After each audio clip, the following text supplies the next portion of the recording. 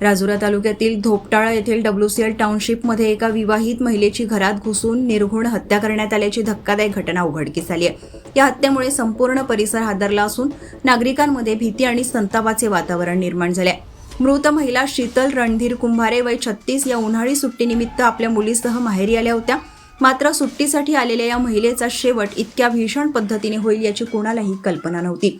प्राथमिक माहितीनुसार 29 मेच्या मध्यरात्रीनंतर अज्ञात व्यक्तीने धोपटाळा येथील क्वार्टर क्रमांक 52-2 मध्ये अनधिकृतपणे प्रवेश केला।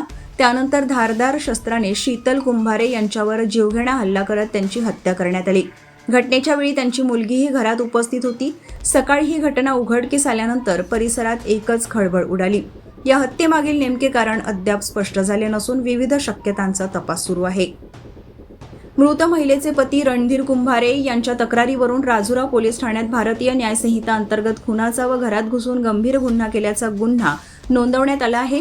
घटनेची गंभीर दखल घेत स्थानिक गुन्हे शाखा व राजुरा पोलिसांची विशेष पथके आरोपीच्या शोधासाठी रवाना करण्यात आली आहेत। आरोपीला जेरबंद करण्यासाठी पोलिसांकडून युद्ध पातळीवर तपास सुरू असून या थरारक हत्याकांडाचा उलगडा करण्याचे मोठे आव्हान तपास यंत्रणांसमोर उभे ठाकले आहे।